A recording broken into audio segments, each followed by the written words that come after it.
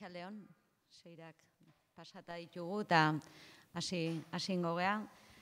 Bueno, eta zer baino lehen, ongi etorriak jardunaldi hauetara, eta mi esker nola ez bertaratzagatik. Jardunaldi hauen izenburuak dio txirikorda jardunaldiak. Jardunaldi hauen helburua esan dezakegu bikoitza dela, alde batetikan txirikorda proiektua zer den azaldu nahi dugu, eta beste alde batetik proiektu honen bereizgarri, ezaugarri edo proiektu honen izaeran sakontzea da ere jardunaldi hauen helburua. Txirikorda hemen zaudetenek pentsatze jakingo dezutela, Ugartondoko eremuan udala eraikitzen ari den belaunaldi arteko etxebizitza komunitarioa da Txirikorda. Obrak martxan daude eta dena ondo bidean datorren urte hasierarako amaituta izatea espero dugu. Eta pixka bat atzera egingo dut Txirikorda noiz eta nola sortzen den azaltzeko.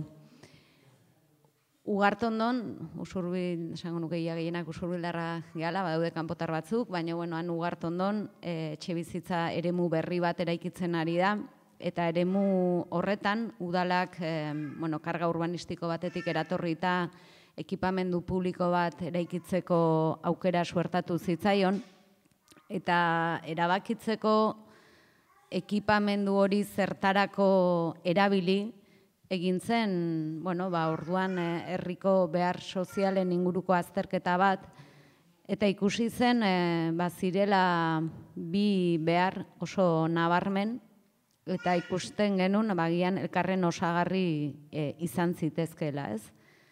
Batetik, ez da Usurbilgo arazo bakarrik esango nuke gaur egun Euskal Herrian eta Euskal Herritik kanpo ere daukagun arazo sozial nagusietako bat dela gazteen zailtasunak emantzipatzeko edo gazteen zailtasunak gurasoen etxetik ateratzeko, nagusiki etxe bizitzen prezio altu eta baldintzengatik eta kasu askotan ere gazteek pairatu behar duten lan prekarietatearengatik. Eta bestetik ere, ikusi genuen, zirela ere adinekoen artean etxe bizitza egoki baten premia zutenak, ez? Arrazoiak, ugariak izan daitezke, batetik bakarrik bizi direlako eta konpainian bizi nahi dutelako, etxe bizitzara eroso iristeko zailtasunak dituztelako, etxean bertan ere eroso mugitzeko zailtasunak izan zitezkelako, etxea handi geratu zaielako, eta beraz, ikuste genuen ez direla gutxi gaur egun, eta ez direla gutxiago izango etorkizunean, izan ere, denok dakigu ez, 21. mendeko gizarte honetan ez, bilakaera demografikoa zartzen ari dela, aurre ikuspenen arabera, 2050 urterako, 60 urtetik gorako pertsonak, gaur egungoen bikoitza izango direla, ez? Eta beraz, horrek erakusten du, bestelako aldagai sozial batzuk ere badaude horrekin batera, familiak edo bizikidetza unitateak txikitzen ari dira, migrazioaren fenomenoa gero eta ugariagoa da, lanaren sexu banaketa, edo eta bakarrik bizi diren pertsonak geroz eta gehiago dira, eta beraz horrek jartze gaitu, gehoz eta urte gehiagoz bizi gara, zorionez, baina horrek berarekin ere ekartzen ditu bestelako arazo batzuk, eta beraz ikuste genuen, gaur egun zaintza badela eztabaidan dagoen gaia, eta beraz datorkigunari, zartzaroari aurre egiteko modu berriak topatu behar ditugula, eta justu Usurbilen ere horretan ari gara, eta Txirikorda ere hor kokatzen dugu, zartzaroari aurre egiteko alternatiba eta eredu berrien bilaketa horretan kokatzen dugu ere beraz proiektu hau. Esan bezala beraz, ordun erabaki genuen ekipamendu horrek, lehen esan dudan bezala, emantzipatu nahi zuten gaztei, ez dakit, emakume honi zer, ez dakit, igual euskera gati da, edo? Ez. Igual izan daiteke ez du lagun entzute. Bale. Ez usten honi, euskera gatik izan zitekela. Esaten nahi nintzen bezala, beraz ikusi genuen zeudela bi behar horiek eta bi behar horiek, ez, gazten emantzipazioa eta bakarrik bizi eta konpainian bizi nahi duten edadeko personei, biei erantzun ziozaiokela ekipamendu horrek, eta horla sortu zen txirikorda, bai? Ni uste dut hitzak berak esaten dula bi kolektiboak bateratzea, hori da txirikorda, ez?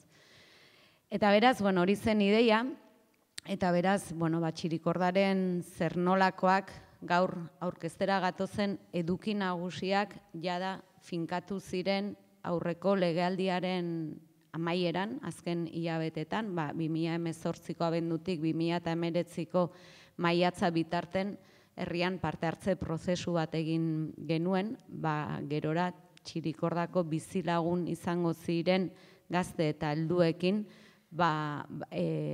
finkatzeko esan bezala txirikordaren edukiak. Eta gu, da legealdi, esan behar dut ere, orduan prozesu hartan bidelagun eta prozesu hori dinamizatzen Iritikat kooperatiba izan zela gurekin.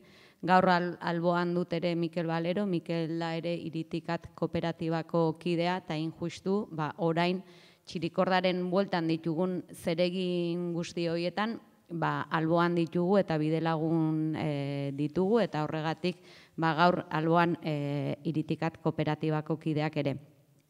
Esaten ari nintzen bezala, legealdi honetan egin deguna izan da, orduan finkatu zen guzti hori praktikara eraman. Hori da errealitate bihurtzeko egin beharreko urrats guztiak egin. Eta horren adierazgarri edo isla da, esan bezala, eraikitzen ari gehala txirikorda. Esan berdet, legealdi honetako inbertsiorik garrantzitsuena eta potoloena izan dela, hitz egiten ari gehalako 2 milioi baino gehiagoko proiektu batetaz. Eta beraz, orain ikusita obrak martxa honean doazela, txirikordari lotutako prozesu soziala edo deitu diogu, hori abiatzeko unea eta aldia da, alegia berriro ere txirikorda gizarteratu, txirikorda zer den esplikatu, eta batez ere txirikordaren komunitatea osatu eta gorpuzteko aldia. Eta helburu horrekin antolatu ditugu esan bezala jardunaldi hauek. Askotan esan izan dugu txirikorda ez dela beste etxe bizitza bat, txirikorda ez dela ohiko etxe bizitza bat, oso ezaugarri bereziak dituen proiektu eta eraikin bada, txirikorda belaunaldi arteko proiektu bada eta etxe bizitza komunitario bada. Eta beraz alde horretatik bada eredu berritzaile bat, bada eredu eraldatzaile bat, eta ikuste genuen beharrezkoa txirikordaren ezaugarri horietan, txirikordaren izaera horretan sakontzea. Txirikorda bezalako proiekturik ez dago Euskal Herrian, baino bai belaunaldi artekotasuna lantzen duten proiektuak, baita ere etxe bizitza kolaboratiboak, eta ikuste genuen, esperientzia horiek ere gurera ekarri behar genituela, ezagutzeko nola funtzionatzen duten, horietan sakontzeko eta pistak ere hartzeko, orain ere fase honetarako. Ni ez naiz gehiago luzatuko, Mikelek aurkeztuko ditu gaur arratsaldean eta bihar goizean landuko ditugun gaiak, gure arten izango ditugun hizlari edo ponenteak zeintzu diren. Berriro, mila esker, eta espero dugu bi egun hauek probetxuzkoak izatea eta zuen gustukoak ere izatea. Arratsaldeon, eta berriz ere mila esker etortzeagatik. Neri gaur tokatzen zait pixka bat aurkeztea jardunaldi hauek, eta gero gonbidatuekin egotea eta hizketaldian parte hartzea. zuei ere bai gonbite hori luzatuko dizuegu pixka bat berandugo. Aipatzearena azkenean 2 egunetako jardunaldi batzuk planteatu ditugula, oraintxe esan den bezala 2 ezaugarri nagusi dituelako txirikordak, bata belaunaldi artekotasuna eta bestea izaera komunitarioa. Azkenean horiek bilak izango dira etxebizitza berezi horren ezaugarriak eta horiek dira jardunaldi hauetan jorratu nahi genituen gaiak. Iruditzen zitzaigun garrantzitsua zela azkenean ikastea martxan dauden esperientzietatik 2 alor horietan, azken finean planteatzen duelako txirikordak horrela bizitzea egunerokotasunean, belaunaldi arteko erlazioetan oinarrituta eta bizitza komunitario batetan oinarrituta. Orduan, azken finean interesa izan ez gero horrelako bizi esperientzia batetan, iruditzen zitzaigun lehendabiziko pausua bazela existitzen diren esperientzia horiek ezagutzia eta horretaz ikastea gero ikasiko dugun gauza horietako batzuk aplikatu ahal izateko. Zentzu horretan esan bezala, 2 eguneko jardunaldiak eta gaur belaunaldi arteko esperientzietaz hitz egingo dugu, ezain beste etxe bizitza kooperatibo edo komunitarioetaz, eta aldiz bai bihar hori izango da gaia. Gaur 2 esperientzia Matia Fundazioko Matia Zaleak egitasmoa aurkeztuko digute, eta baita ere Hernaniko auzozaintza proiektua. Eta horren ondoren, txirikorda bera edo txirikordaren ezaugarri nagusiak aurkeztuko ditugu. Eta bihar etxe bizitza esperientziak, etxe bizitza komunitario esperientziak ezagutuko ditugu, alde batetik Errenteriako gazteentzako etxe bizitza komunitarioa aurkeztuko digute, eta bestetik Entre Patios etxe bizitza kooperatiba Madrilgo esperientzia ezagutzeko aukera izango dugu. Orduan, hori da gutxi gora bera egitarau orokorra, eta besterik gabe hasiko gera ja gaurko gaiekin, eta igual gaurko gonbidatuei eskatuko diet hurbiltzeko.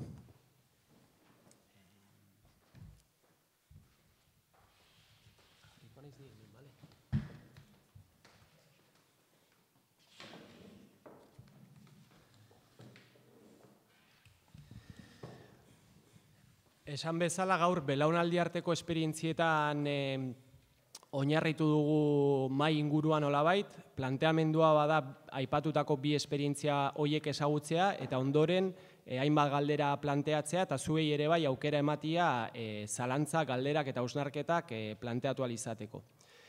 Lehendabizi izango dugu Ainhoa Arriaga, Matia Fundazioko kidea, Matia Zaleak esperientzia aurkeztuko diguna, esperientzia luzea ja urte desente lanean ari dira egitasmo honen baitan, eta beste alde batetik askoz berriagoa den ekimen bat ezagutuko dugu, horretarako Xabier Lertxundi daukagu, Hernaniko alkatea eta auzozaintza proiektua aurkeztuko digu.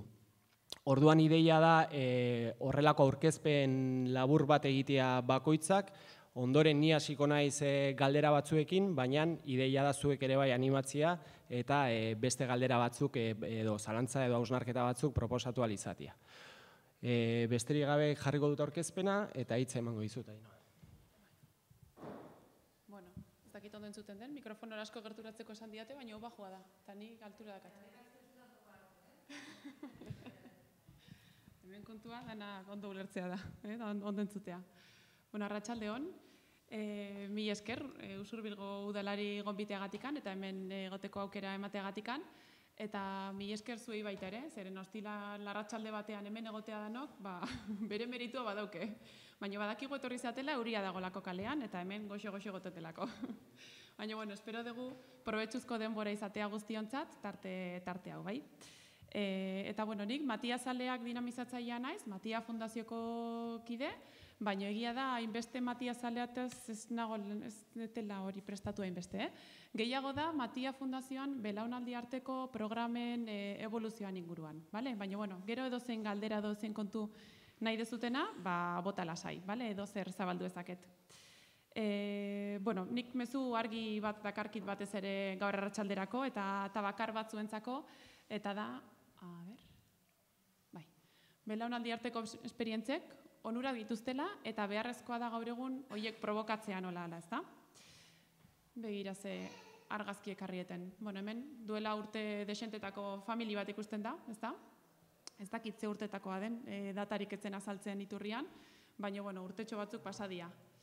Hemen ordia, gaur eguneko famili bat izan daitekena, ezta?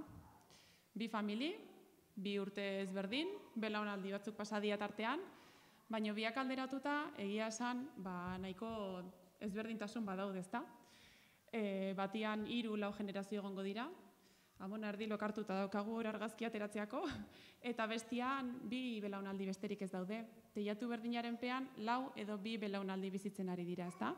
Orduan horrek, zer gertatzen da etxe batian 4 belaunaldi bizi direnean, ez? Ze interakzioa dira gertatzen hor, ze erlazio, ze respetu, ze transakzio baita ere, transferentzia ezagutzaren inguruan eta, ez?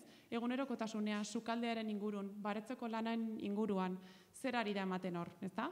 Eta berdina, pasatzen banin badegu, 2 belaunaldiko famili batera, klaro, kontuak desente murrizten dira, ezta? Ez kalidadez, akaso, baino bai kantidadez, eta horrek aniztasun gutxiago ematen du. Orduan, hori ari da gertatzen urte gutxietan, ez?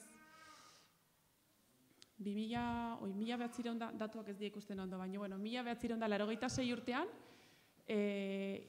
famili bateko unitatea 3,6 pertsonakoa zen, horretik moztuet.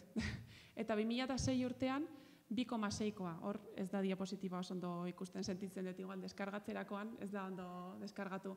Baina, 20 urtetan soilik, pertsona bat gutxiago bizira etxe bakoitzean. Eta hori, ez detela atzerago bota, bai? Ez ditut hartu 1900eko datuak. Familiak ikaragarrizko eraldaketa sortzen eta ematen ari dira, ezta?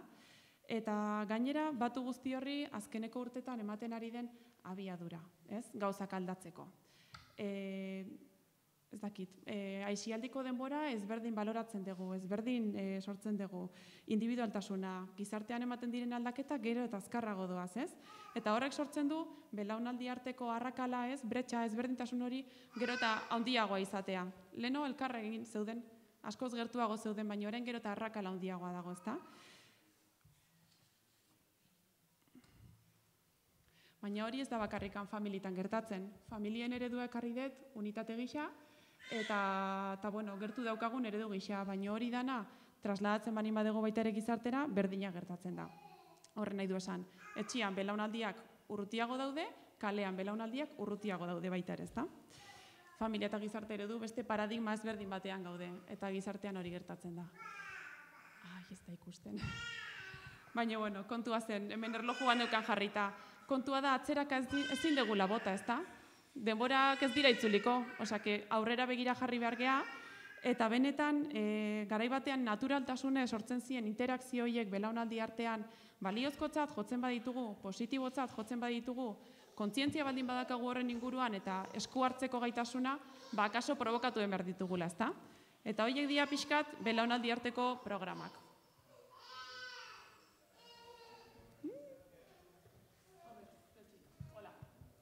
Bale, orduan zer dira belaunaldi arteko programak, ez?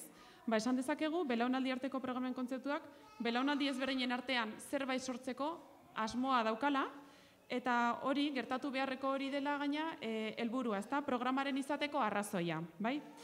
Programaren, belaunaldi arteko programak izateko, ezaugarri ezberdinak izan behar dituzte.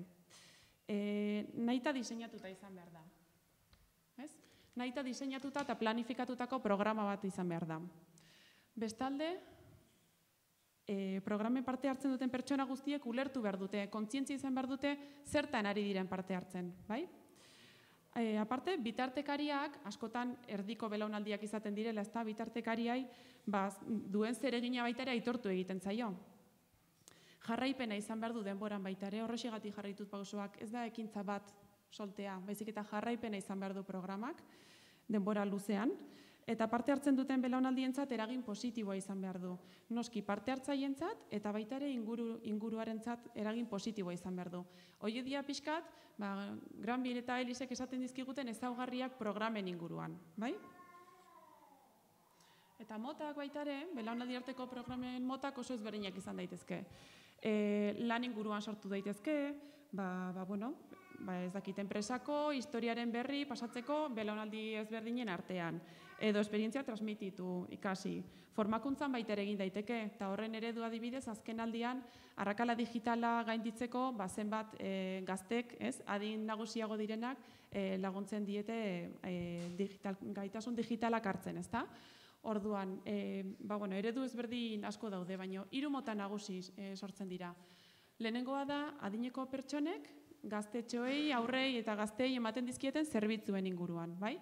Adibidez, mentorizazioak, tutoreak, irakasle bezala, klaseak. Bigarren mota da, alderantziz, haur eta gazteek adinekoei eman aldizkieten zerbitzuak, ezta? Laguntza, konpainia, egintako zereginek tutorizatzen, kontu ezberdinak izan laizke. Eta 3. mota izango da, bi belaunaldi horiek batzen direnean, gizarte arazoei erantzun bat emateko, ezta? Ez dakit. Anbito ezberdinetan izan daitezke, baina inguru giroan adibidez, ezta? Beste eredu bat jartzeagatikan. Eta 3 mota horiek daude, orduan. Zein da programen helburua? Hau da bilatu etenanik. Hainbat belaunalditako pertsonak biltzea, jarduera baliagarriak eta elkarri onuragarriak egiteko. Belaunaldien artean, ulermen eta errespetu handiagoa sustatzeko, eta komunitateak eta taldeak sortzen laguntzeko. Non pertsonak elkar errespetatzen duten, eta hobeto konektatuta dauden. Helburu hau, dana batzen du, ezta? Azken finean, helburu txiki guztiak batu egin dituzte bakar batean, ezta? Baina nik batez ere bi nagusitu nahi ditut. Lehenengoan eretzako da elkar ezagutza. Belaunaldi arteko errealitateak, historia eta ondo ezagutzea eta elkar ezagutza hori. Zer nortikan estereotipo asko baita ere gainditzen dira, errespetua eta begirada ezberdina da. Eta beste aletikan transmisioa. Erlazio horietan sortzen den ezagutza eta esperientzia horien transmisioa. Hori da, eta kultura, ondarea, hori da baita ere ez. Netzat, bi horiek dira batez ere nagusienak. Helburu zehatzak oso anitzak izan daitezke, helburu general hortan azaltzen zen bezala, ezta? Baina, guzti hau da teoriak esaten diguna, ez? Ze ezaugarri izan behar ditun, ze mota izan behar ditun, kontzientzia, planifikazioa, eta bestelako topaketak, izango lirateke topaketak, belaunaldi arteko topaketak. Baina, horiek baita ere kontutan izan behar ditugu. Nahet esan gauza bada, kontzientziaz egiten dian programak, baina belaunaldi arteko beste topaketa horiek baita beste era askotan sortu daitezke, ezta? Adibidez diseinuan, espazioak nola daude diseinatuta? Aurrak ditugu parkian eta adineko pertsona jubilatuen etxean? Hori da espazio bat konpartitzea? Elkartopatzeko benetan begiratuta o diseinatuta daude? Elkarrekin partekatzeko toki erakargarriak daude? Segurazki ez, ezta? Orduan, diseinatzen den momentutikan baita ere hala sortu behar da. Pentsatzen, belaunaldi ezberdinek dituzten interesak topatu egin behar diala nahi banin badegu alkar begiratu eta alkar topatu, bai? Eta adibidez kulturan baita ere, ezta? Adin ezberdinetako gauza espezifikoak sortzen dira. Txikientzako hau, gazteentzako hau, adinekoentzako hau. Eta deporte la coallín para mayores eta el plus 55 de.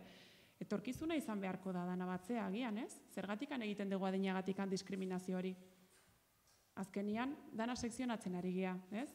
Orduan, hortara pixkanak iritsiko gea, baina diseinutikan baita ere egin aldegula, olako gestoak, belaunaldiak baita topatzeko, ezta? Horregatik lehen esaten nun, onuragarriak dira, eta orainko aipatuko ditugu onurak, baina pixkat provokatu egin behar ditugu baita ere, bai? Programan bitartez, eta olako topagune ezberdinen bitartez baita ere, bai? Jesus, me he pasado. Vale. Gure esperientzia. Pixkat Matia Fundazio ezagutzen ez duen antzat, bi detaile ez lortzeko. Lehenik eta behin laburpen txiki bat hori da. Matia irabazi asmorik gabeko fundazio bada, duela 130 urte sortu zena. Gure xedea da, pertsonei zahartze prozesuan laguntzea, ongi izatea sortuaz, eta haien autonomia eta duintasuna sustatu, bai? Horretarako zerbitzu ezberdina ditugu. Etxe-etxeko laguntza, eguneko zentroak, errehabilitazio zentroak, egoitzak, 1500 langile inguru gera, gehiago, esan diate gaur. Eta Gipuzkoa osoan ematen dugu zerbitzua, bai? Baina gure ezaugarrietako bat, eta asko sendotzen ari garen azken urteetan, da etxean bezala bizitzeko bidea egiten ari garela, ezta? Egoitzak atseginak izatea, norbanakoaren bizitzaren jarraipen bat izatea benetan, ez dadila mozketa bat izan. Eta horretarako guk gure etxeetan bezala, komunitatearekin ere erlazioa dugu, ezta? Eta kolaborazioa lantzen dugu. Enpresa, erakunde, formakuntza zentro, ikastola, hortzandegi, baditugu gure sarean, gurekin kolaboratzen dutenak, eta gure xedearekin bat egiten dute. Hor da pixkat ni muitzen naizen tokian, bai? Kolaborazio arloan eta sarea sortu eta sustatze arloan, voluntariotza, eta kontu horiek lantzen ditu nik Matia Zaleak proiektuarekin, bale? Beraz, egoitza eta eguneko zentroetan egiten ditugu belaunaldi arteko programak, bai? Nagusiki Matia Fundazioan. Ta ja duela 24 urte hasi ginela olako programak aurrera eramaten. Nola egiten dugu hau? Hemen jarri ditut, seguro baten bat aztu zaidala, baina, ze ikastola eta eskolekin egiten ditugun belaunaldi arteko programak, ezta? Kolaborazioa lantzen dugu, eta, edia gaur egun gure sarean harrapatuak egon daitezkeen eskola eta ikastolatako batzuk, bai? Orduan, ikastolekin harremanetan jartzen gera, ezta? Kontzientzia hori hartzen dugunean, ikastolekin, inguruko ikastolekin harremanetan jartzen gera. Batzutan ordea, beraiek dira, aktiboki egiten dutenak kontaktu hori eta beraiengan sortu dena inkietude hori pixket guregana gerturatzeko. Eta, bildu eta ikusten dugu pixkanaka zerk lotzen gaituen, ezta? Zer helburu ditugu amankomunean eta zer nahi dugun egin eta zerk lotzen gaituen. Ondoren, ikastola bakoitzak diseinatzen du beraien ikasgaietan zenbat ordu, zein adintartekoak izango diren, proiektu bat egin beharko duten honen paralelo bai ala ez, aparteko orduak izango dien, edo nola burutuko duten programa, bai? Zeren hortan oso modelo anitzak ditugu. Batzuk atxaldez etortzen dira en horas extras, beste batzuk klase batekin konpensatzen zaie, beste batzuk goizian zehar klasetik irten da, orduan oso modelo anitzak daude eta hortan eskola bakoitzak aukeratzen du zer egin ahal eta nahi duen.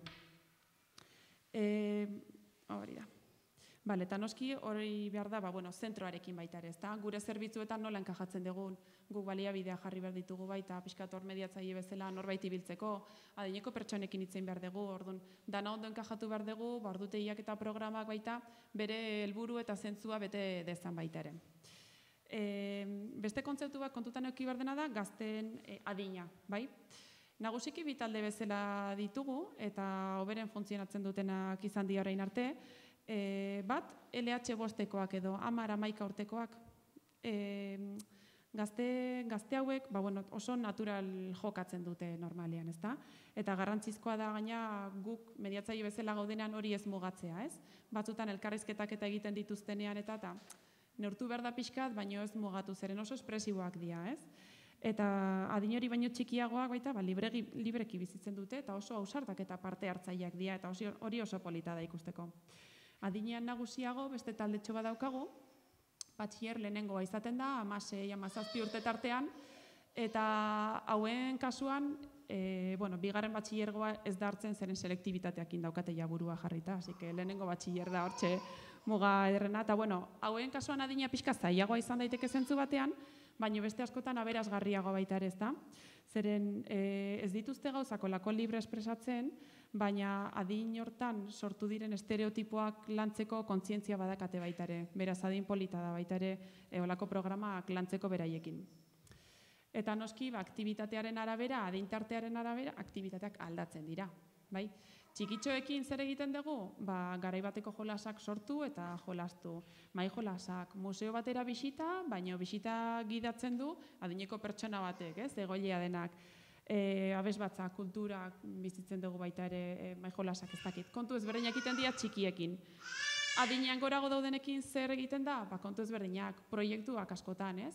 Beraiek antzeman duten behar baten erantzuna, saiatzen dira alternatiba ezberdinak sortzen guk ez ditugunak egin beraien partetikan, edo ez dakit bakarkako solasaldiak, irteeretan apoiatzen digute, adin horrekin ja beste kontu batzuk egin daitezke. Lau elementu daude niretzako pixkat urte guzti hauetan esperientziatikan eta gomendatuko nituzkenak, ezta? Lehenengoa da aldez aurretik elkar ezagutzeko aukera izatea. Askotan gazteek pentsatzen dutelako, baino eta hau, nola, voluntariotza eta zein behar dut. Pentsatzen dute, jator dutan lagundu beharko dutela edo beste tareatan. Eta hori ez da voluntariotza eta solidaria baten helburua. Ardura horiek gure kargu gelditzen dira noski. Ordu nolako inkietudeak bai eukitzen dituzte, ez? Eta oso urruti daude olako baliabidetatik, menpekotasun esperientzietatik, orduan garrantzitsua da aurretikan, pixkat topaketa bat egin alizatea espazioak eta ezagutzeko, eta beraiek galdera hori baita erantzunak eman alizateko. Bigarren gomendio edo tip, kestatan de moda, hautazkoa izatea parte hartzea, bai? Programa batzutan bai ikusi dugu eskola batzuk derrigorrez danak bialtzeitula programa ontara, baina ez da olako esperientzia ona batzuentzat. Zeren derrigortasun hortan batzuk ez dira oso sentitzen. Eta hautazkoa bezala uzten duten ikastolek, normalean beste predisposizio batekin, beste jarrera batekin datoz gazteak, ez? Eta hori garrantzitsua da, horrela beste norbaitekin topatzen zeanean irekiago izateko eta gauzako beto funtzionatzeko. Beste alde batetik hezitzaileek programa honetan naturaltasunez eta konfiantzaz jokatu behar dute, ezta? Eta ez dadila izan gainera gauza isolatua. Ikasgeletan jarraipen eman behar zaio, prestatu behar da, gertatu behar da, eta gero jarraipen eman behar zaio baita ere, ez? Guzti horri. Eta gero jarraipen bat egin behar da eta fleksibleak izan behar gea. Zeren batzutan, diseinatutakoa paperean jarritako kontuak ez dute funtzionatzen. Eta ezin da programa bat gaizki bukatu, ez degulako malgutasunik izan kontuak aldatzeko, aktibidadeak aldatzeko, edo beste zer moldatzeko. Horiek dia pixkat nire esperientziak ematen dizkidan gomendioak hola zabaltzeko. Eta, ez naiz joan pasatzen, baina hemen argazki ezberdina daude, ezta? Zentro ezberdinetan, adinekoa gaztetxoekin, aktibia sueltoetan, edo ia jarraipen gehiago daukatenetan, irteeretan eta nola apoiatzen duten. Eta ondorioak, ondorioak beti positiboak izan ditugu. Noizbait esperientzia baten batek, pixkat eskasago, baina orokorrean oso esperientzia positiboak izaten dira. Eta seinale berena da programa hauek jarraitu egiten dutela. Ja 24 urte badamazkigu nahi du esan kontuak ondo doazela, ezta? Eta niretzat parte hartzaileetan ikusten diren ondorio nagusienak, eta gaina ez da guk behatzen ditugula, baizik eta espresatu egiten dute baita, batzutan enkuestak pasatzen dituzte, irakasle gurasoek transmititzen dizkigute gero bileratan. Elkarren arteko ezagutza da, belaunaldi ezberdinen arteko ezagutza da. Eta horrek ematen du errespetua, noski. Ezagutzen ez duzuna, ez duzu errespetatzen. Eta ezagutzen duzuna, bai errespetatzen duzu. Beraz, hori oso garrantzitsua da. Gero, adin ezberdinetan dauden estereotipoak gainditzeko aukera paregabea da, ezta? Eta ez bakarrik estereotipoak adin nagusikoetan, baizik eta gazteetan baita, ez? Gazteekiko estereotipo desente baditugu baita. Eta orduan ezagutza horrek egiten du estereotipoiek gainditu ahal izatea. Ezagutza eta esperientzia transmisioa dago, ondarea, kultura, ahoz-aho doa dena. Eta entzuten dena eta sentitzen dena, azkenian horrek biziarazten du. Bakardade egoerak gutxitu egiten dira, konpainiarekin. Baliogarri izatean sentimenduak pizten dira. Eta hontan adibidez, aurtengo udaran, adin txikiko pixu batetik, adin txikiko gazte bat, bi etorri dira, bate jarraituko du orain kurtsoan zerbait ere, adineko pertsona batekin egoteko beharra zeukalako. Beraien nahi zuten pixka voluntariotza sendotu eta behartzun baita referentzi positibo bat, adineko pertsona batengan. Eta baliogarri sentitzen dira eta horregatik jarraitzen dute baita ere aurreraka, ez? Gaixotasun eta menpekotasun egoeren sentsibilizazioa baita ere, zeren oso urruti bezala ikusten ditugu, ez? Etxian ez badegu partekatzen menpekotasuna daukan pertsona batekin ezerrez, gainontzeko oso urruti dago eta kasi ikustezina da, ezta? Eta horrek egiten du empatia eta elkar laguntza lantzea, ezta? Eta azkenik solidaritatea lantzen da, eta voluntariatzorako eta konpromezurako hasi txiki jartzen dugu etorkizunerako, ezta? Eta hori oso baliagarria da. Ikastola bateko, azken sentipen bezala, ikastola bateko zuzendariak ekainan, kurtso bukaeran, komentatzen zidan, ikasle berriak etortzen direnean, ikasle hoiak direnak, ikasle txikiak matrikulatzera ez da, beha ibilitako ikastola berdinean, beti galdetzen diela, eta zu zertaz gogoratzen zea, ikastolako esperientziatekin. Eta askotan aipatzen dutela belaunaldi arteko programak, ez? Zen azkenean bizitzen dena, da gelitzen zaiguna, arrasto ozten diguna, eta aztarna eta mugiztarazten gaituena. Eta hori da niretzako eredu argi bat, olako programak funtzionatzen dutela, eta eragin egin behar ditugula, bai formalki eta bai informalki baita ere beste bideen bitartez. Eta hoxe, gero, edozein kontu daukazutena edozein galdera ez detena azaldu edo, kontatu lasai, bale? Mila esker. Bale, denbora superongi. Eta orain hitz emango diogu Xabier Lertxundiri, esan bezala auzozaintza programa azaltzeko, asmoa da berdin, 15 minututan aurkezpena egitea, eta ondoren ja galderak eta hausnarketak egingo ditugu, denon artean. Ados. Aurkezpena gogorez.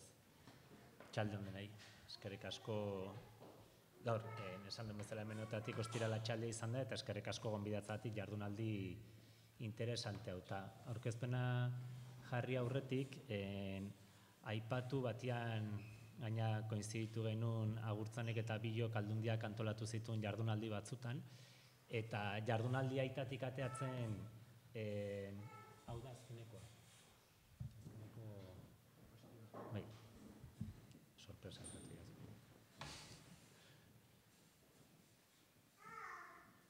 Zaten nun, holaxe. Jardunaldi aitatik ateatzen, ez dakit 6-7 alkate ginean, zaintzan inguruko jardunalditan eta teknikari batzuk esan zuten eta hausnarketan esate genuen, noiz pentsatuko genuen alkateak zaintza zitzeiten aituko ginala, ez? Oen dela gutxi arte, alkateak eramaten zituzten sailak irigintza taula izatezian, irigintza eta ogasuna taula, eta bagea batzuk, bentsat, zaintzaren inguruko programak ere zuzenean eramaten ditugunak, ez da horrek, gizartean dauden beharrei edo egokitzen ari gala ematen du, bentsat, udal batzutan, eta, kasu honetan bakitu Usurbilkoa ere aidala, ze askotan gaude elkarrekin lanian. Auzozaintza sare publiko komunitarioa hasi berria dan programa bat da, Ernanin sortu dan programa bat da, pilotaje fase batean gaude. Bakardade ez hautatuan dauden adinekoei erantzuna eman nahi dieguna. Bai, datuak asko eman dira, badakigu gero eta adineko pertsona gehiago daudela, eta adineko pertsona horietan bakardade egoerak daude. Batzuk aukeratu egiten dute, baina beste batzuk ez. Bai, orduan, programa hau da, hau bakarrik egote aukeratu ez duten pertsona horiei laguntzeko. Bai. Testu ingurua, datu batzuk horra gertzen dira, ez? Hernanien kasuan, Hernani 20.000 bat biztan legea, lehen esan dena zaintza beharrak gero eta handiagoa dira, datu bat, 60 urtetik bakarrik bizidian adinekuak Hernanin, gaur egun 1.313, datu hau bain dela pare bat hilabetekoa da, biztanleriaren 6,4. Hemendikan 10 bat urteta hau handitzen joango da, ez? Eta horrek erakusten digu, zerbitzu publikoak zailtasun handiak izango ditugula beharroiei edo erantzuteko, ez? Baina zaintzaren inguruan, zaintza zitzaite dunean, askotan burua jartzen dugu zaintza behar duten pertsona horietan, eta askotan ahaztu itegea zaintza ematen duten pertsona horietan. Eta programa honek bi helburu horiek edo, bi hanka horiek edo landu nahi ditu, ez? Eta beste datu bat da, Beterri Buruntza eskualdean, gure eskualdean nintzen ikerketa batean edo estudio batean, zaintza regimenan inguruko ikerketa batean, aterazean konklusio batzuk, ez? Zaintza regimen, hau da, zaintza lanak profesio bezala, feminizatua dagoen profesio badala, hori argi dago, 100% ez bada bintzat emakumeek egiten dutena da, prestigioi gabeko lanak diala eta gaizki ordainduak daudela, ze askotan zaintzara dedikatzen dian pertsonak pobrezian bizi dira, bai? Prekaritatea, soldata eskaseak, fleksibilitaterik ez, eta normatiba diskriminatzaileak pairatzen dituzte. Zauen arte ere, seguridade sozialan aurrean ere, gainontzeko langileak dauzkagun eskubiderik ere, ez zuten zaintzara dedikatzen zean pertsonek, batez ere, etxeko zaintzan lan egiten zuten pertsona horiek, ez? Orduan, auzozaintza programak ditu bi helburu, edo bi hanka, batetik, adineko pertsona hauei, bakarrik dauden adineko pertsona hauei nola lagundu, eta bestetik nola lagundu zaintza lanetan dabiltzan emakume hauei. Bai. Eta hortik bi helburu horiekin sortzen da auzozaintza.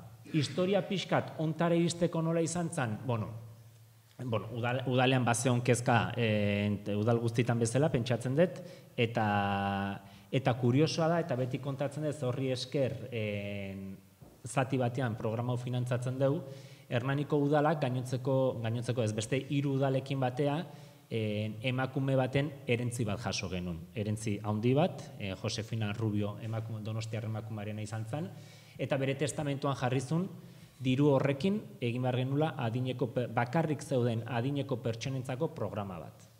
Orduan, Hernaniko udalak bagenun enkargu potente bat eta zor bat emakume honekin, ez? Eta hau 2016an gertatu zen. Eta 2016an gertatu zen, eta auzozaintza 2022an jarri dugu martxan. Onda, sukalde lan handi bat, ez? Zer egin, nola erantzun emakume honek, emakume feminista bat zen, emakume honek izan zezaken ideologiarekin bat etor ziteken programa bat, eta horra ginen eragile desberdinekin udala, bilera batzuk egin genitun, adituekin, mugimendu feministako jendeakin, udal teknikari, udal politiko parte hartu genuen, eta idea sortu zitzaigun. Gero borobiltzen joan gana, baina oinarrian sortu zitzaigun programa honen idea. Eta hola, jan martxan 2022ko urtea hasieran hasi genuen. Bai, zertan datza, guazen, esan dut 2 hanka ditula, ez guazen lehenengo hankara. Adineko pertsonak, bakarrik egon daitezken adineko pertsonen beharroiei erantzuteko hanka hortara, ez? 3 puntu ditu, edo 3 atal ditu program honek. Bat da, detektatzarena, nola detektatuko ditugu bakarrik dauden pertsona horiek. Zemen zailtasun badao, inorrek ez dakigula esaten bakarrik gaudela. Jendea ez da etortzen esaten bakarrik dagoela. Orduan detektatu behar dugu. Programa informatiko bat lantzen aigia, GIS izena duna, eta teknoadineko izena du GIS-ekin egiten duguna, geolokalizazio sistema bada, orain arte gure kasun Hernanimentzat herri lanetan erabiltzen zen programa bat zen, eta hoen behi da, nola aldatzen, eta zaintzan erabiliko deula. Honek egiten diguna da, errolda eta zerrenda desberdinak sistema honetan sartu ditzazkegu. Errolda, horrek esategu adina, eta bakarrik erroldatua dagon edo ez. Bai? Sartu dezakegu, RGIa kobratzen du edo ez. Zauri izan daiteke ere, indize bat vulnerabilidadean egoteko. Menpekotasuna dauka edo ez. Bai? Hoiek denak, indize horiek gizarte langileekin landu dia, arrisku egoran egoteko indize posibleak dialako, ez? Eta horrek ematen diguna zerrenda bat. Zerrenda bat eta pertsona hauek mapa batean, Hernaniko mapa batean kokatuta. Bai? Ze horrek, pertsona arabera, pertsonez gain, auzoetako errealidadea ematen digu. Bai? Auzo batzuk zaharkituagoak daude, momentu batean ere, pentsatzen du posible izango dela, eraikinak igogailua daukan edo ez, informazio hori sartzea, hori ere importantea dela, eta hortan gaude. Orduan, horrek ematik zerrenda bat. Egia hau hendikan martxan egiala, eta pilotaje honetan egin deguna da, errolda bakin bakarrik funtzionatu dugu, 3 auzotan jarri dugun martxan, eta 65 urtetik gorako bakarrik erroldatuak dauden pertsonei telefono deiak egiten hasigia. Bai? Eta telefono dei horietan, hainbat galdera egintzaile, eta horiekin kaptatzen jungea pertsona horiek. Bai? Orduan, lehenengo partea da detekzioarena. Bigarrena, behin detektatuta eta pertsona hauek esaten dutenean, bai, hola ez dute esaten, bai bakarrik nago edo profesionalek ondorioztatzen dutenean, hau kandidatua izan daiteke gure programan parte hartzeko, egiten duguna da interbentzio individual bat jarri.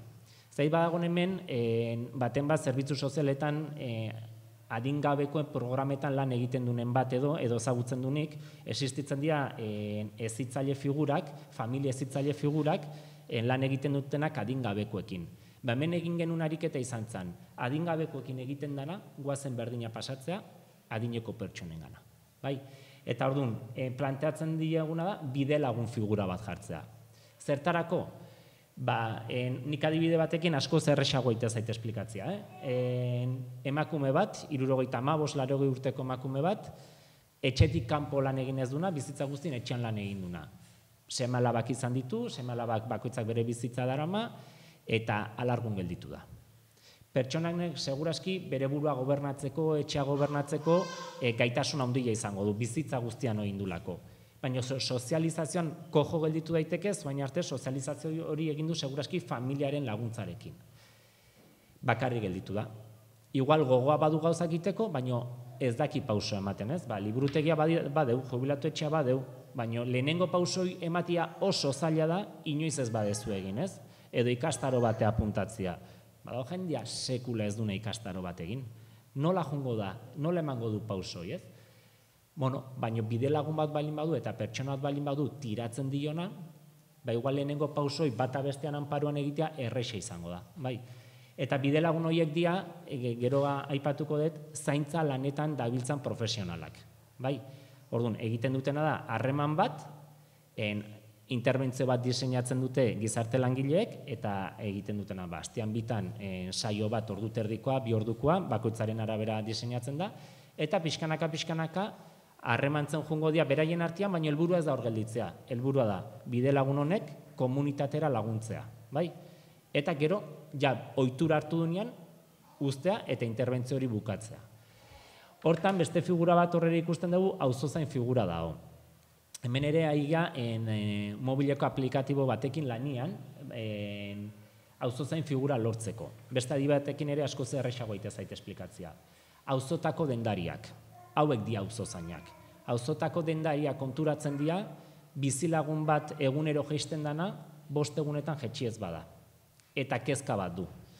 Edo pasatzen danean eta ikusten dunean erropa zabalduta daula eta aste betian erropa hori ez dela jaso. Horiek badia indikadore batzuk, igual ez da zer pasatzen, edo igual bai. Edo norbait datorrenean erosketa bat itea, ikusten dutenean nastuta daula. Planteatzen duguna da, olako egoerei aurre egiteko aplikatibo batean, beti ere, hau voluntarioa da eta onartua 2 pertsonen gandik, aplikatiboa hortan gizarte langileekin batea diseinatzen egiana, informazio hori eman eta hori zuzenean zerbitzu sozialetara pasako litzateke handikan kontrastak egiteko. Bain gaude, auzozain kaptazio kanpaina hortan. Orduan, banakako interbentzio horren helburua esaten una zeintzan 3. blokera pasatzea, inklusio komunitariora. Nik bata bestean anparoan egin dugu, harreman bat egin dugu, baina nik laguntzen detena da komunitatera jutia. Eta hemen bai aigana da auzo elkarteekin lanian, batez ere auzo elkarteekin lanian gertutikan beraiek ere konturatu daitezen aktibo diala adineko pertsonen inklusioan. Eta aurretik ere badia urte batzuk, adinekoen memoria tailerrak lehen jubilatu etxean egiten genitunak, zabaldu ditugunak auzotara. Orduan, auzo elkarteak oso konstiente dira momentu hontan, beraiek ere zeregin handia badutela, ez? Aurrentzako tailerrak beti antolatu izan dituzte, hauen adinekoentzako ere hasi dira antolatzen gauzak. Eta, izan daiteke auzo elkarteak antolatzen duen tailer batea, edo liburutegian dagon zerbaitetara, edo ez dakit, herrian dagon beste eragile batek antolatutako beste ekitaldi batera laguntzia. Komunitatera, azkenean laburbilduta komunitatera laguntzia, eta behin pertsona horrek segurtasuna hartu dunean hori egiteko, bide laguna desagertungo litzateke, interbentzioa bukatu egingo litzake, eta beste pertsona batekin hasiko litzake interbentzioa, ze pertsona hau komunitatean sartu da. Hau adinekoen pertsonan hanka horri dagokionez. Beste hanka esan dugu dela, zaintza lanetan dabiltzan pertsonen egoera dignifikatzea. Bidelagun figura, esan duguna adinekoekin zuzenean banakaiko dana, Maitelan kooperatibako kideek egiten dute. Erraniko udalak egin du hitzarmen bat programa hau aurre emateko, Zabalduz kooperatiba, hauek egiten dute diseinu edukatiboa nolabait esateko, eta Maitelan kooperatibak egiten duna bide laguntza funtzioi. Maitelan kooperatiba da, irabazi asmoi gabeko kooperatiba bat, Hernanin sortu zana orain dela urte terdi 2 urte, sortu zan, Hernaniko Amer Sor Racismo elkartearen inguruan, zaintza lanetan dedikatzen zian emakume migratuak taldetxo bat zuten, eta udal teknikari batekin batea, jarraipenarekin batea, kooperatiba bat sortu zuten. Kooperatiba honen helburua zein da, zaintza lan horiek dignifikatzea, eta ez edozein preziotan lana egitea, ez? Orduan, Hernaniko udalak egin duna da, beraiekin hitzarmen bat, beraiek lan hori egiteko, momentu honetan 4 pertsona daude lanian, eta beraien lan jardunaldian 15% formaziora dedikatua dago. Eta kasu honetan euskerarekin ari gea, beraiek ere euskarazko gaitasun batzuk eskura ditzaten, pertsonekin lanian daudenean ere hori eukitzeko. Hemen importantea dara bai, Gipuzkoako eskuartze sozialeko konbenioa dela aplikatzen zaiena langile hauei. Bai, beraien kategoriai dagokiena, baino konbenio baten pean lan egiten dutela. Bueno, fase desberdinak izan ditugu, ez? Behin auzozaintza ikusi genunean definituta bezala, testu inguratzea, eragile desberdinekin lan egitea, baina, bueno, azkeneko fasera jongo gea, pilotaje fase batean gaude, urte hasieran hasi genunak, gaur egun 15 interbentzio dauzkagun martxan jarriak, 120 bat telefono dei egintzian, eta oitik 15 interbentzio daude martxan. Denak ez daude puntu berian, batzuk daude bide lagunekin lanian, eta beste batzuk hendik prebioan daude. Hau ez da, bide lagunak ez da deitu eta seitun jartzen. Pertsona batzuk behar dute deitu, eta deitu, eta deitu, eta deitu, ez? Eta bertan lan egiten duten, edo dei horiek egiten duten langile komentatzen zuten, ez? Kasuren batian. Ez niz nago bakarri, nik ez dut bihartan, nahi dezu deitzia? Bai. Eta astero ordu berian deitu, eta ja telefono hartzen zutenean langilearen izena esatia, ez? Ja, deiaren esperuan egotia, ez? Eta bueno, horrek demostratzen du, ez dakigula esaten, ahoz, espresatzen bakarrik sentitzen naiz. Igual ez gera konstiente ere, baina badaudela indikadore batzuk demostratzen dutenak bakardade hori sentitzen dut, eta holako nolabaiteko harremanak edo kontaktua dauzkatenean eskertzen ditut eta behar ditut, ez? Eta fase hortan gaude, ez? Esaldeu jartzen dut, Hernani Burujaberen aipatzen dut, Hernani Burujabe bat da, Hernanin herria aldatzeko, herria beste modu batea egiteko martxan jarri dugun prozesu komunitario bat, tokiko burujabetzak, sektorekako burujabetzak bilatzen dituna eta herritarren parte hartzeko beste modu bat, eta sektore estrategikotako bat gutzarako zaintza da, ez? Zaintzak bada motor ekonomiko bat, askotan ahaztuta gelditzen dena, baina bada gizartea eraldatzeko modu bat ere, ez? Orduan gutzako estrategikoa da erabat, eta gure politiketan lehentasun guztia du, ez? Aurrekontuei dagokionez urteko 261.000 euroko aurrekontua du programa honek, ez? Eta hemen aipatzen dut, ez? Zaintza lanen ardura ez dela individuala eta pribatua, kolektiboa eta politikoa baizik, ez? Eta politikoa denean, udaloi dagokigula rekursoa jartzea, programak egitea, zaintza beharrak dituzten pertsona horiei laguntzeko, ez? Eta hortan gabiltzala, eta espero deula, hola jarraitzea. Eskerrik asko. Eskerrik asko, Xabi. Pasago era ja pixka bat, galdera batzuk planteatzera, eta gutxinak erabai publikoari aukera emateko. Igual, hitz egiten zenuten bitartian, etorri zait, akaso nolabait juten ari garela, Txirikorda etxebizitza komunitarioa, belaunaldi artekoa bada, eta pixkat ematen du jun garela, ez gaudela etxebizitza hitz egiten, eta baina biharko hitzaldietan etxebizitzen esperientziak badirela, nik uste dut, ikusiko dela benetan zenolako garrantzia duten gaur hitz egin dituzutenak, zaintza, belaunaldi artekotasuna, komunitatea, horrelako esperientzia batean, eta seguraski pentsatzen dut hemen egongo dela jendia interesatua dagona Txirikordara bizitzera juteko, eta seguraski hemendikan urte batzutara espertoak izan zaitezkete horrelako gaietan praktikan egongo zaretelako guzti hori jartzen, orduan zentzu horretan ikuste dut pixka talde batetik bezala, baina mamitzen dula Txirikorda proiektua kontatu zuten guztia, ez? Planteatu bidali nizkizuen galdera batzuk, baina iruditzen bazaizue beste batzuk egingo izkizuet, zeren hitz egiten zenuten bitartian beste gauza batzuk uste dute aproposagoak edo okurritu zaizkidala. Eta lehendabizikoa da, Ainhoa, erabili duzu bizpahiru alditan provokatu hitza. Azkenean belaunaldi artekotasuna lehen zen zerbait naturala, eta gaur ja ez da inbeste. Karo, zerbait provokatzea, eta insistitu duzu nik uste dut pixka horretan, provokatu behar dela, ze onurakoa ditu, baina zerbait provokatzea naturalki gertatzen ez denean, batzutan segurazki ere bai, oztopoak ekarri ditzazke, edo arazoak ekarri ditzazke, ez? Provokatzea zentzuan, planifikatu inbar den, entzuten da? Vale. Provokatze zentzua, pixkatola es más brotito, no? Provokar eragin baino eske hori nahi nun baita ere adierazi. Kontu guztiak programa baten barruan eta zentzu baten barruan eta aipatu ditugun ezaugarriak egon behar diala baita ere, ulertu egin behar da, jakin behar da eta borondatez jokatu behar da. Orduan ja, etzoaz beti ez da, pertsona berdina beti tiraka, zeren suposatzen da parte hartzen dutenek borondatea daukatela horretarako, nahi dutela olako proiektu batean ibili eta nahi dituztela olako relazioak eta hoien onurak ikusi eta sentitu nahi dituztela, ez da? Orduan, hor ja, provokatze hori ja pixka suabeagoa da, baina bai, intentzionalidade bat egon behar da, argi eta garbi, bai.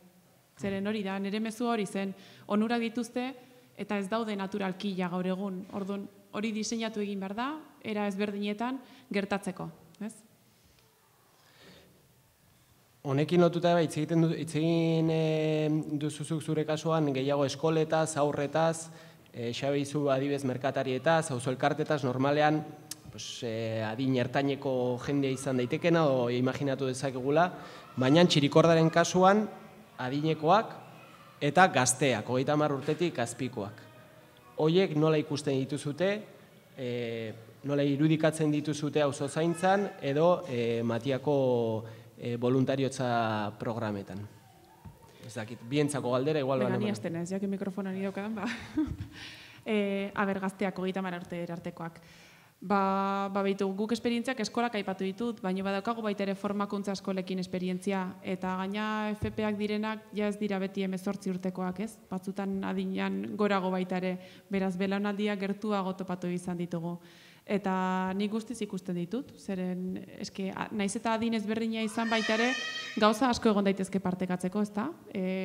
Batzutan pertsonek ez daukagu zer ikusirik gure adin taldekoekin, baizik eta interesak gehiago lotzen gaituzte beste adin batzuei akaso, ez?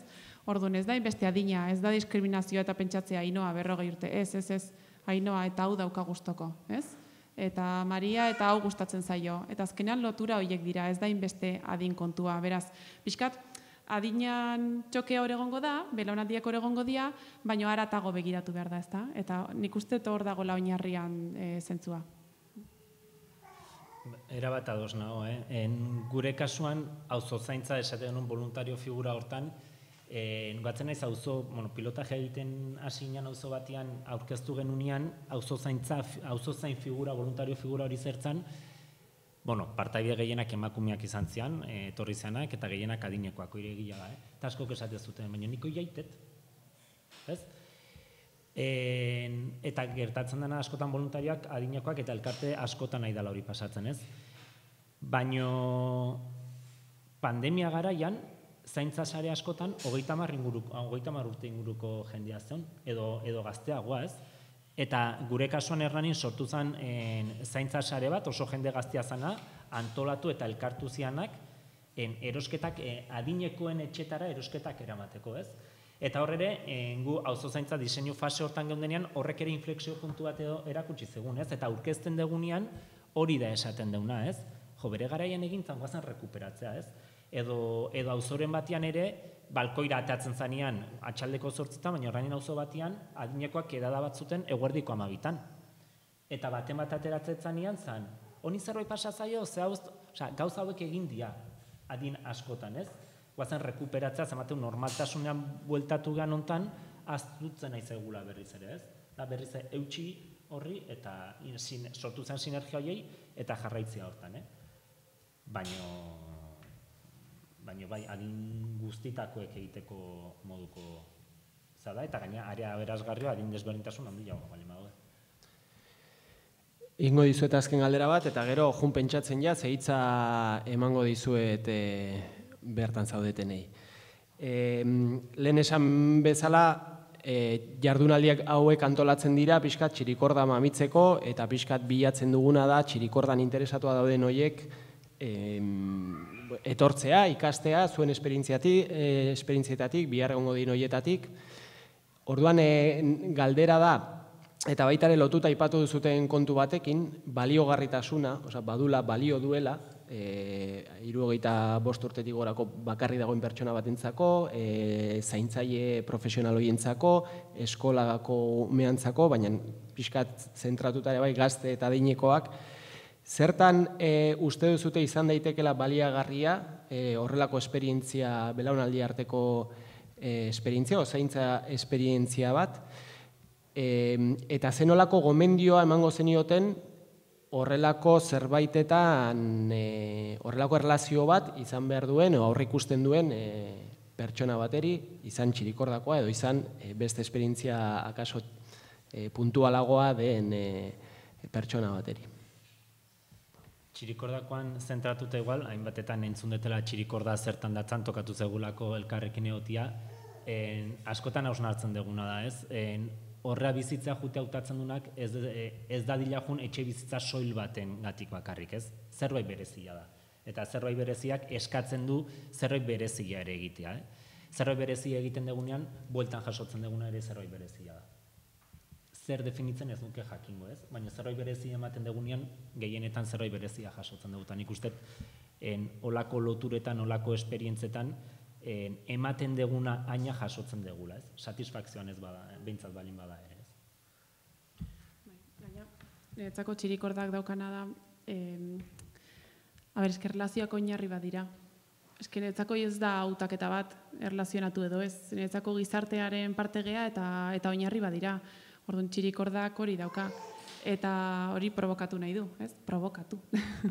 Eta orduan nik esango nuke, bertara juteko asmoa, intentzioa edo inkietu daukazuten pertsona horiek, benetan buru irikiarekin juteko, ez? Etxeko atea ez itxi eta irikita mantendu, ez sentido hortan, etxeko atea itxi behar da, ez? Baina, ulertzen diazute zena eten esan, partekatu eta Xabik esan duen bezala, ematen dena, jasotzen dena, baina txikiagoa da askotan, ez? Askoz gehiago etortzen da bueltan guk ematen duguna, baino orduan iriki burua, iriki atiak, iriki besoak eta egin bestearekiko eta ikasi besteari begiratzen benetan begietara eta haien beharretara. Norbaitek gero zuk beharra daukezunean baitere itzulingo dizuta. Orain ahoak ireki. Idoziminek galdera, konkretua, zalantza, hausnarketa bat, amikroa dago, orduan igual altxa eskua.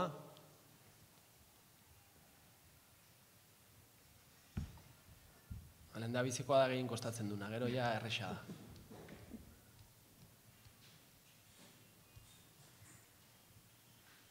Askotan lehen biziko hori prepatu duten da. Ja, hori ez du...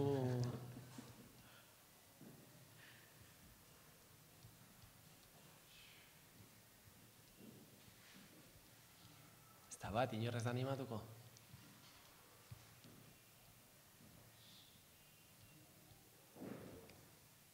Hori, galdetu daiteke euskeraz, gazteleraz, beste hizkuntza batzutan igual ez dakit, baina bueno. Ze argi utzi dugu dena ez da?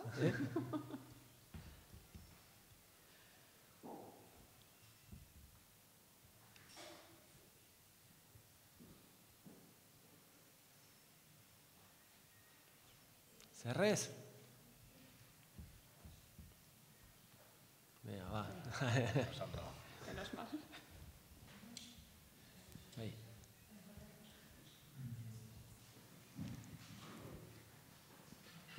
Nos anima alguien tiene que ser el primero. Primero, felicitaros para la gente que venimos de Madrid, como que es un mundo diferente en cuanto a las propuestas de los ayuntamientos, cómo trabajáis. Me parece que, bueno, que desde Madrid, que parece que todo gira alrededor de Madrid, como que ocurren cantidad de cosas en las que coincidimos en la transformación social. El tema, mañana yo soy de Entre Patios y de Madrid, mañana hablaremos de vivienda colaborativa.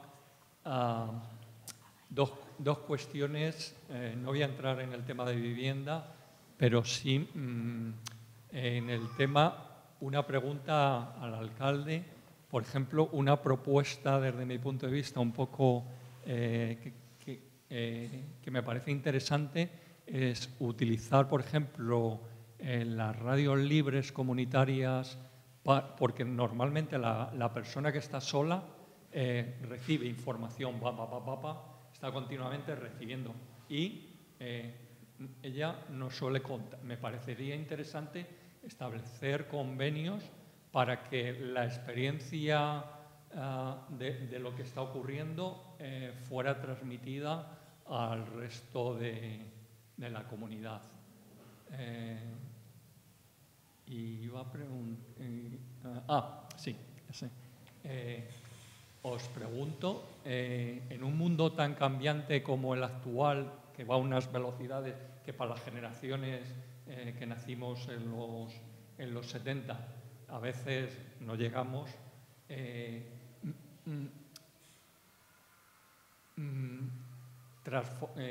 lo que intentáis, quizá, os habéis planteado que pueda haber un rechazo porque es difícil entender y comprender cuando tú planteas algo muy radical, y a mí me parece el planteamiento, por lo menos muy radical, como que hay rechazos. Y no sé, por ejemplo, últimamente me hace reflexionar, que no tiene nada que ver, es en otro país, el rechazo a la Constitución chilena.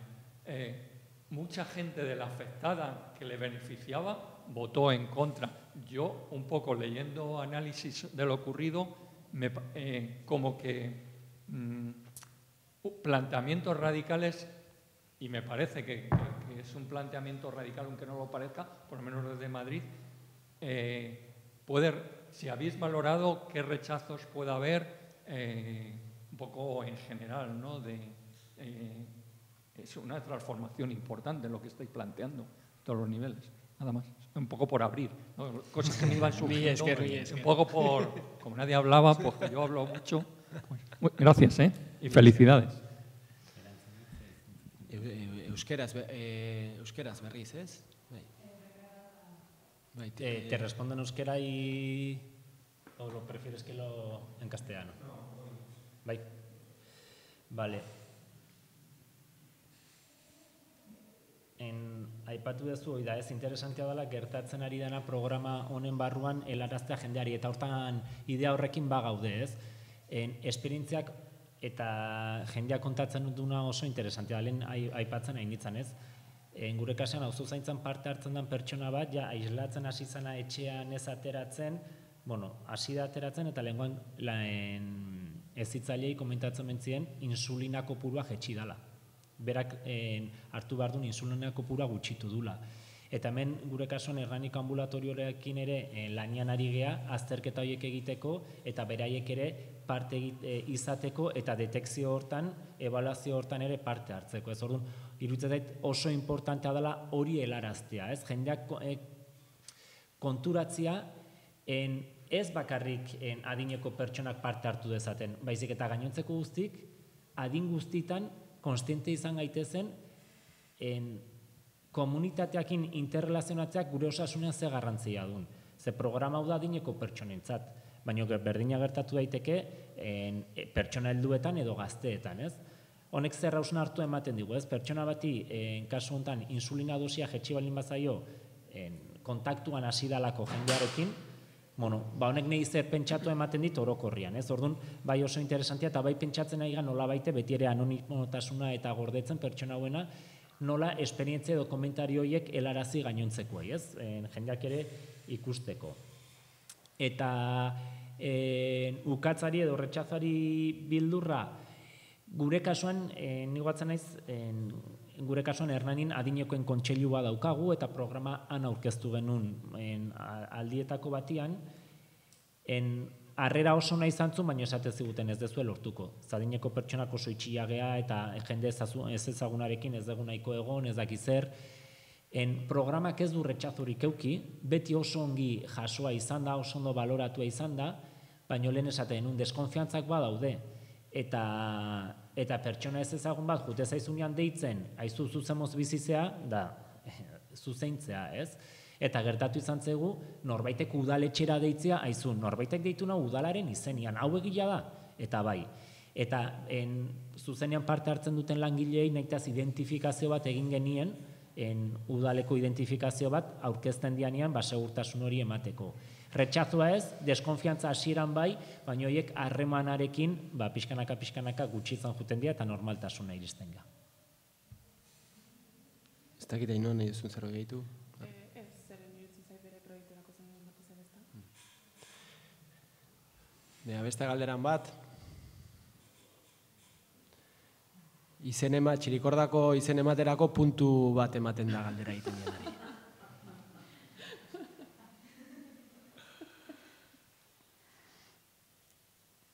Denaen aipatzearena hori orain bukatu baino le, behin bai ingurua bukatzen dela, txirikordaren aurkezpena ere bai egingo dugula. Izan gateloneruak. Bueno, pentsatzen dut urrengo egongo dira orain aurkeztuko dugun bezala txirikordaren prozesu sozialean edo komunitatearen eraketan edo galdera asko sortatuko diela eta horri izango dugula aukera ere bai hitz egiten juteko eta sakontzeko gaurko gaietan eta beste batzuetan. Orduan Ainhoa eta Xabi, besterik gabe mila esker gurekin egoteagatik, izan da nik uste dut oso aberasgarria eta uste dut, zuen aletxoa ere bai txirikorda etxe bizitza proiektu horretan jarrita duzutela. Mila esker.